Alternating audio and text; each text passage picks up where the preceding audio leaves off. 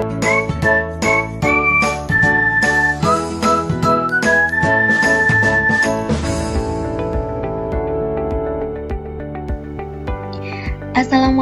warahmatullahi wabarakatuh.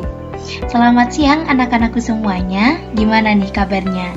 Semoga kita semua tetap sehat selalu ya. Oh ya, sebelum mulai pembelajaran hari ini, alangkah baiknya kita berdoa terlebih dahulu. Berdoa dimulai. Berdoa dapat diakhiri. Baiklah, untuk pertemuan hari ini kita akan melanjutkan subbab materi yang kemarin, yaitu tentang organ reproduksi pada perempuan dan juga proses oogenesis. Nah, sebelum masuki materi tentang reproduksi perempuan dan juga oogenesis, nah yuk kita kilas balik dulu tentang materi yang telah kita pelajari sebelumnya. Kemarin kita telah mempelajari yang pertama adalah pembelahan mitosis. Apa itu pembelahan mitosis? Yaitu proses yang menghasilkan dua sel anakan yang mengandung kromosom yang sama dengan induknya atau identik. Nah, ini hanya terjadi pada sel eukariotik dan sifatnya adalah 2N atau diploid. Kemudian untuk yang pembelahan meiosis, ini terjadi pada proses pembentukan sel gamet atau sel kelamin pada organ reproduktif. Nah, hasil gamet ini tidak identik atau hanya setengah dari induknya. Kemudian kita kemarin juga sudah belajar tentang organ reproduksi pria yang terbagi menjadi organ reproduksi yang bagian luar dan juga yang dalam. Kalau yang luar contohnya adalah penis, skrotum. Kemudian kalau yang dalam ada testis, epididymis, vas deferens, uretra, dan lain sebagainya. Kemudian belajar juga tentang spermatogenesis atau proses pembentukan sel-sel spermatozoa. Nah, hari ini kita akan membahas tentang organ reproduksi wanita. Nah, organ reproduksi wanita ini terbagi juga menjadi dua, yaitu ada yang bagian luar dan ada yang bagian dalam. Nah, yang pertama untuk yang bagian luar, nah bisa dilihat pada gambarnya ini ada yang namanya anus. Nah, ini yang biasa kita gunakan untuk mengeluarkan sisa-sisa penyimpanan makanan yang sudah tidak digunakan oleh tubuh kita. Kemudian ada yang namanya labia majora dan ada yang labia minora. Kalau yang labia majora ini yang sebelah luar, kemudian yang labia minora ini yang sebelah dalam. Kemudian ada yang namanya vagina. Vagina nanti akan kita bahas juga ketika yang di bagian organ reproduksi dalam. Kemudian ada yang namanya hymen, uretra, uretral opening, dan juga klitoris. Nah, sedangkan untuk yang bagian dalam ini banyak bagian lagi. Ada yang namanya vagina, kemudian ada uterus, kemudian ada oviduct, cervix, dan lain sebagainya. Nah, sekarang kita bahas terlebih dahulu yang bagian dalam. Nah, pada organ reproduksi dalam, si endometrium.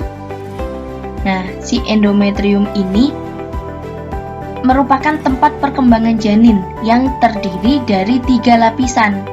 Nah, endometrium ini sering disebut dengan rahim. Nah, ini terbagi menjadi 3 bagian tadi. Ada yang namanya perimetrium, yaitu yang paling sebelah luar, kemudian myometrium, sebelah lapisan tengah, dan endometrium atau lapisan dalam. Nah, kemudian beralih ke sampingnya yaitu oviduct. Oviduct ini merupakan saluran sebagai jalannya ovum dari ovarium menuju uterus dan tempat terjadinya pembuahan. Jadi, terjadinya pembuahan sel telur dan sperma ini bertemunya di bagian oviduct ini. Nah, kemudian yang bagian ini merupakan fungsinya untuk mengalirkan darah ke vagina saat menstruasi, kemudian mengarahkan sperma ke dalam rahim dan juga mendukung kepala janin saat dilahirkan. Jadi prosesnya melalui sini. Nah, kemudian yang seperti ini yang memiliki jumbai-jumbai atau fimbriae. Nah, ini adalah namanya infundibulum. Nah, ini adalah organ yang seperti jumbai-jumbainya ini untuk menangkap sel telur.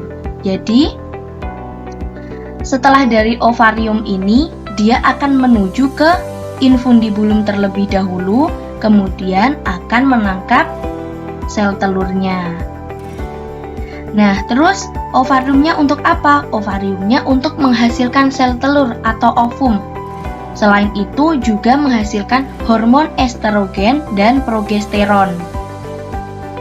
Kemudian vagina ini merupakan saluran darah saat menstruasi dan juga jalan lahirnya bayi. Yang ini yang sering dialami oleh kita semuanya pada tahap remaja dan juga dewasa.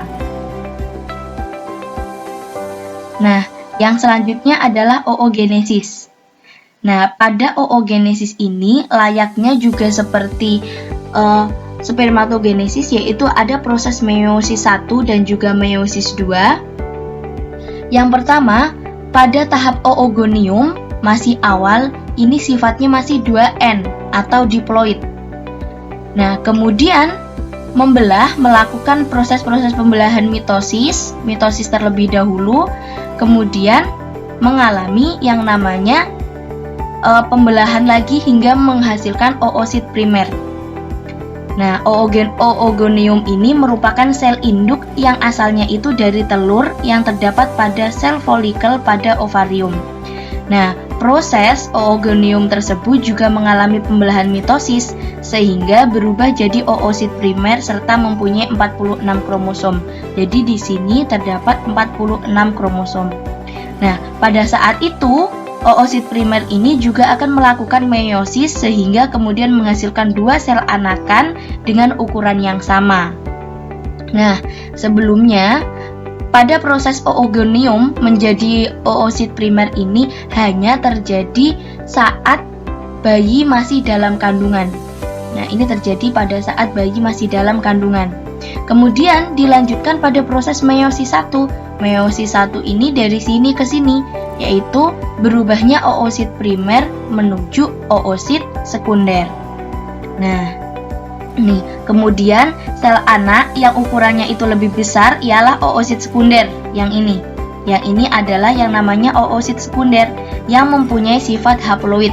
Nah, yang awalnya tadi 2N, ketika sudah memasuki tahap meiosis dia akan berubah menjadi N atau haploid. Nah, ukuran oosit sekunder ini memang lebih besar dibandingkan dengan ukuran oosit primer. Sebab oosit sekunder tersebut sudah memiliki banyak sekali sitoplasma. Nah, kemudian dilanjutkan ke proses berikutnya, yaitu sel anak yang berukuran kecil yang disebut sebagai badan polar pertama, serta setelah itu dapat membelah diri lagi. Jadi yang besar tadi adalah namanya oosit sekunder, kalau yang kecil ini namanya badan polar. Namun badan polar ini juga dapat membelah lagi menjadi badan polar lainnya. Kemudian oosit sekunder ini meninggalkan tuba ovarium dap menuju pada tuba falopi.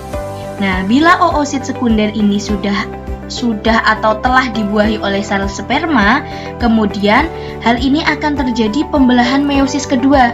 Nah, ini sudah masuk ke dalam tahap meiosis kedua ketika dia sudah dibuahi. Nah, setelah itu, begitu juga dengan badan polar yang pertama, itu akan membelah dua menjadi badan polar keduanya. Nah, seperti ini dia membelah menjadi dua lagi. Nah, sehingga pada proses itu akan mengalami suatu degenerasi. Namun, apabila tidak terjadi fertilisasi, dengan begitu dengan secara cepat akan terjadi menstruasi dan siklus oogenesis akan diulang lagi. Nah, kemudian pada tahap meiosis kedua ini, bagian oosit sekunder tersebut bakal berubah sifat jadi haploid. Nah, ini dia juga akan berubah menjadi haploid yang mempunyai 23 kromosom atau juga disebut dengan ootit. Jadi ketika dia sudah membelah lagi ini namanya bukan lagi oosit sekunder tapi menjadi oosit. Nah, pada saat ovum dengan inti nukleus itu sudah atau telah siap melebur jadi satu, itu berarti di saat itu sudah mencapai perkembangan final jadi sel telur matang.